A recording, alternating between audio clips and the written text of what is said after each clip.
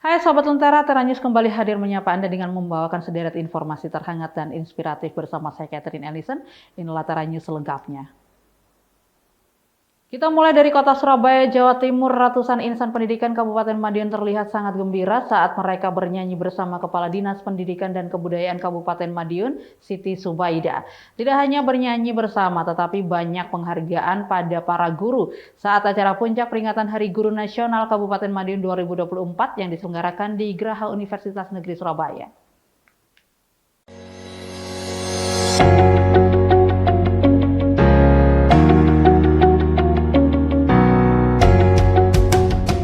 Acara yang dihadiri oleh pejabat Sekda Kabupaten Madiun, Sodik Heri Purnomo, lalu Rektor UNESA, Kepala Dinas Pendidikan Provinsi Jawa Timur, Kepala Balai Besar Penjaminan Mutu Pendidikan Jawa Timur, Kepala Balai Guru Penggerak Jawa Timur, asisten, staf ahli, kepala OPD dan 650 peserta dari insan pendidikan di Kabupaten Madiun ini dibuka oleh Koyapora, yaitu penyambutan oleh para pesilat pada para undangan tersebut.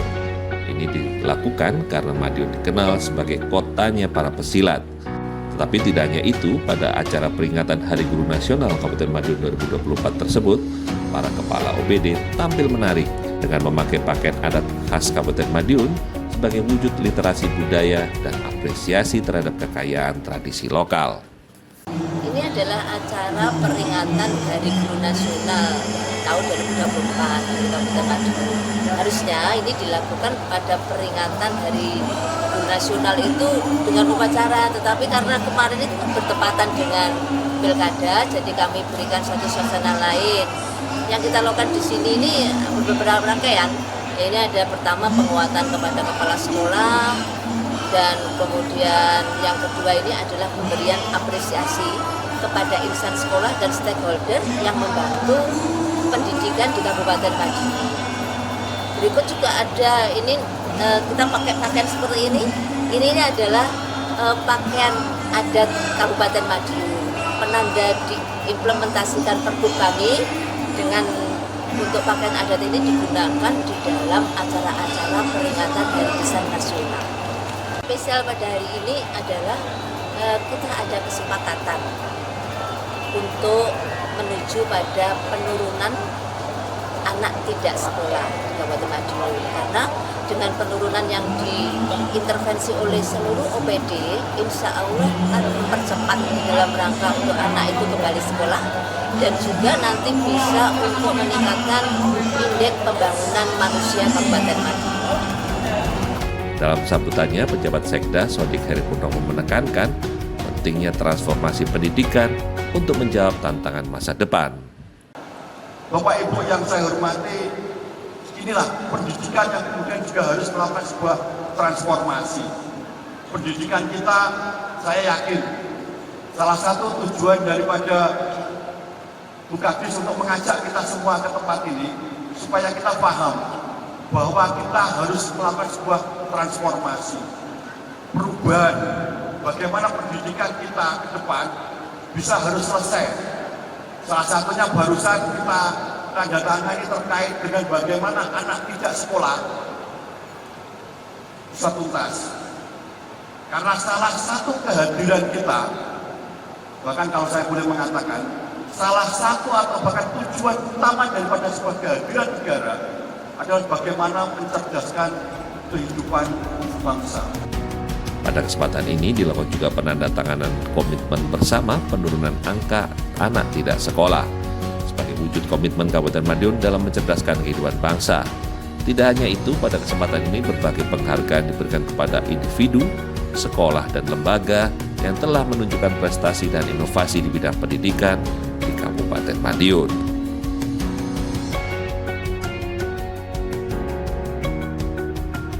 Kita ke informasi selanjutnya, ribuan masyarakat Kabupaten Madiun mengikuti Jalan Sehat dalam rangka memperingati Hari Anti Korupsi Sedunia 2024. Dalam kegiatan tersebut, pejabat Bupati Madiun kembali mengingatkan jajaran ASN untuk senantiasa berperilaku bersih agar dapat memberikan pelayanan masyarakat yang optimal.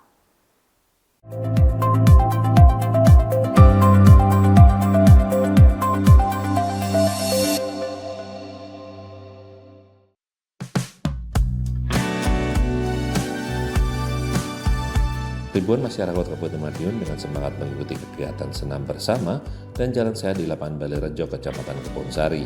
Kegiatan yang digelar pemerintahan Kabupaten Madiun itu dalam rangka memperingati Hari Anti Korupsi Sedunia tahun 2024. Dengan mengusung tema Teguhkan Komitmen Berantas Korupsi untuk Indonesia, pejabat Bupati Madiun Tontor Pahlawanto kembali mengingatkan masyarakat khususnya jajaran pelaku pemerintahan untuk senantiasa berperilaku bersih dan tidak melakukan kegiatan yang menyimpang, sehingga harapannya dapat memberikan pelayanan masyarakat yang terbaik, khususnya di tingkat birokrasi yang berkaitan dengan pelayanan masyarakat.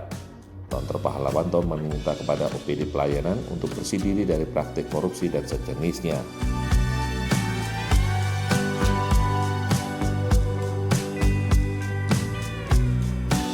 Narkotika ini kan bagian dari sebuah peringatan yang harus dijadikan sebuah ajang pedoman bagi setiap birokrasi. Utamanya bagaimana kita mau meningkatkan pelayanan kepada masyarakat kalau perilaku ya, dan di birokrasi aparaturnya masih ada sebuah penyimpangan. Harapan saya setiap kita itu melaksanakan akor bijak ya, yang setiap tahunnya kita peringati itu adalah pengingat kita bahwa selaku pimpinan pemerintahan hendaknya kita berlaku bersih, tidak melakukan kebijakan yang merugikan kepada negara dan khususnya kepada masyarakat.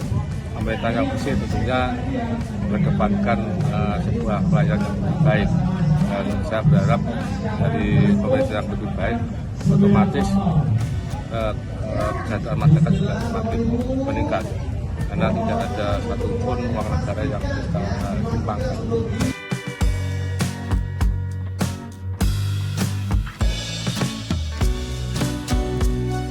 Inspektur Inspektorat Kabupaten Madiun Joko Lelono mengatakan kegiatan peringatan Harkodia ini merupakan salah satu program nasional dari KPK. Tujuannya untuk mencegah korupsi di Indonesia khususnya di lingkup pemerintahan daerah. Guna mengantisipasi hal tersebut, tak hanya melakukan sosialisasi, Inspektorat juga turut melakukan beberapa upaya pencegahan seperti Monitoring Center for Prevention atau MCP di 8 area yang langsung dikawal KPK. Selain itu ada zona integritas yang mana pada tahun ini perdana Pemkab Madiun di 2 OPD mendapatkan predikat wilayah bebas korupsi atau WBK.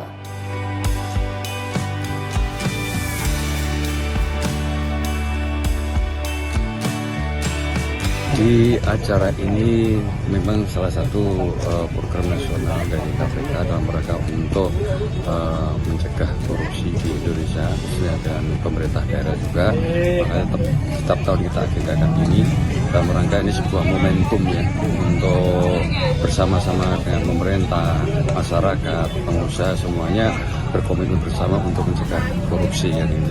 Nah, kita adakan di kegiatan di lapangan sehingga melibatkan seluruh warga masyarakat yang berdampak pada UMKM dan sebagainya. Tapi pada prinsipnya ini adalah sebuah bentuk komitmen dari pemerintah daerah dalam rangka mencegah korupsi di Kabupaten Madiun.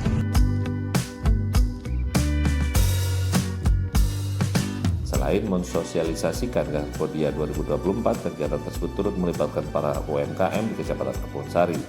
Pun juga disediakan sejumlah pelayanan masyarakat mulai dari pelayanan KB, pelayanan NIB, donor darah, PDHN, kesehatan hingga pelayanan kependudukan dan pencatatan sipil. Kegiatan itu juga dimeriahkan dengan berbagai hadiah dan door prize menarik serta hiburan musik. Fitri Rompers juga melaporkan untuk Antara TV.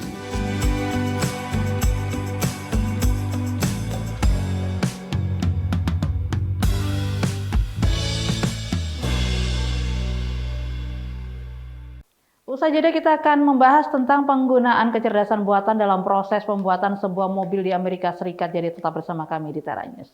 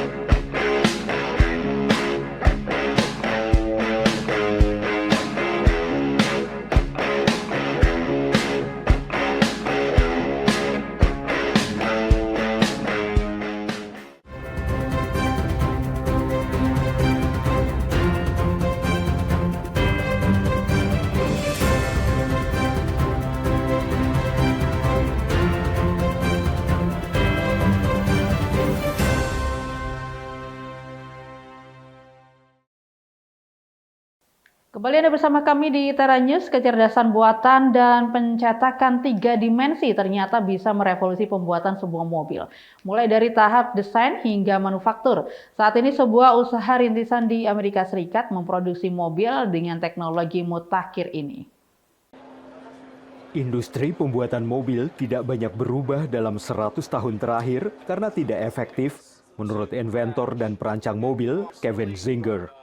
It took too much time and too much capital and was too risky because all of that time and capital went into a set of industrial cookie cutters that couldn't be changed. They could only cut the same cookie. Kevin dan putranya Lucas berupaya mengubah hal itu dengan menggunakan kecerdasan buatan untuk merekayasa suku cadang yang diproduksi dengan pencetak 3 dimensi yang lebih ringan dan lebih mudah dikustomisasi dibanding manufaktur tradisional.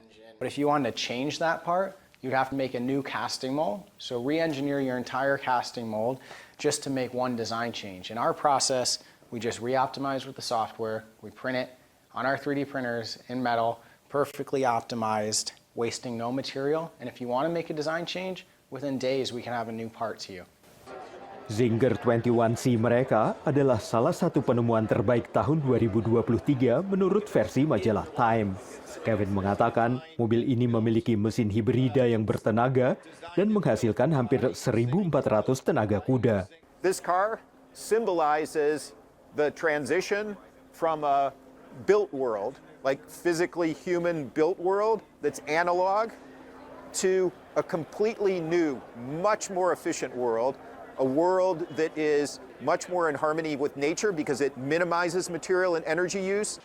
Menurut Kevin, ini adalah pendekatan yang menurunkan emisi karbon industri dan mendemokratisasi desain mobil karena memungkinkan produsen lokal dimanapun untuk membuat suku cadang terkustomisasi. Dari Arlington, Virginia, saya Helmi Yohanes dan tim VOA. Relatif setidaknya tempat isi daya atau cas mobil listrik dan tingginya harga mobil listrik dibandingkan dengan mobil berbahan bakar fosil membuat banyak konsumen Amerika Serikat ragu untuk beralih. Tapi sebuah uji coba tentang mengecas mobil dalam kondisi berjalan dilakukan di Indiana, Amerika Serikat. Apabila sukses, tidak menutup kemungkinan akan menarik warga untuk beralih ke mobil listrik. Peneliti dari Purdue University bersama Dinas Transportasi Negara Bagian Indiana sedang menguji coba cara baru mencas baterai kendaraan listrik alias EV, yaitu memasang elemen di bawah jalan. This system, you'd be able to drive your small vehicle down it, and it would be able to charge the batteries you drive over the pavement at speed. So the speed limit here is only 55 miles an hour, but you could go even faster and it would charge the battery. Prinsipnya mirip dengan pengecasan nirkabel yang telah lazim bagi perangkat elektronik konsumen. So it works similar to the way you charge your cell phone at home when you lay it on that cell phone charger. That cell phone charger sets up a magnetic field. You have a receiver in the back of your phone. When you put it on it, it's able to translate that magnetic field back into electricity and charge your battery. This works in basically that same manner. Hanya saja pengecasan bawah jalan ini dibangun dalam skala jauh lebih besar dan yang akan pertama dicas adalah truk-truk pengangkut barang di jalan bebas hambatan. We're thinking about long-term electrified roadways where the power that's being transferred from the roadway to the vehicle is enough to keep the battery of a heavy-duty truck at the same level. Mengapa truk EV yang pertama dipilih untuk uji coba? Karena persoalan biaya. You and I driving our small cars or light trucks that are EV vehicles are never going to pay for the system. The trucking industry has to come on board. Personally, from what I've seen in talking and interacting with that industry, they're ready to come on board as soon as there's a product out there that they can have confidence in. Bila uji coba ini sukses, dampaknya bisa meluas. If it were ubiquitous, meaning that it was pretty much everywhere, you wouldn't need as big a battery pack in a vehicle, and that would bring the cost of EVs down, because a lot of the expense in EVs are that battery cost today. Harga kendaraan listrik alias EV masih relatif tinggi dan ini menjadi salah satu penghalang utama adopsi EV di Amerika Serikat. Satu lagi penghalang bagi adopsi EV di Amerika Serikat terkait dengan infrastruktur. Tidak terlalu banyak adanya pusat pengecasan mobil listrik dibandingkan dengan jumlah SPBU yang sekian banyak dan mudah ditemui di Amerika Serikat. Bahkan sebagian pemilik EV ragu apakah mereka bisa menggunakan kendaraan listrik mereka untuk perjalanan antar kota. Adanya jalan raya yang bisa mencas otomatis mobil bisa membantu memperluas jangkauan EV. This is something that aims at reducing that range anxiety. That's something that we're hopeful it can do. A lot of people are calling this science fiction brought to life, and in a lot of instances, it really is. It's revolutionary because it's not really been done before, certainly not at this scale. Pengecasan EV sambil melaju di jalan raya sudah pernah dicoba di Detroit, negara bagian Michigan, meski hanya melibatkan selintas jalan relatif pendek di kota yang menjadi pusat industri otomotif tersebut. Dari Washington DC, Nova Purwadi dan tim VOA. Dan informasi tadi mengakhiri Tara News saat ini. Anda dapat saksikan kembali tayangan saat ini di YouTube channel kami Lentera TV Media dan website kami lentera.tv. Saya Catherine Ellison pamit undur diri. Terima kasih dan sampai jumpa.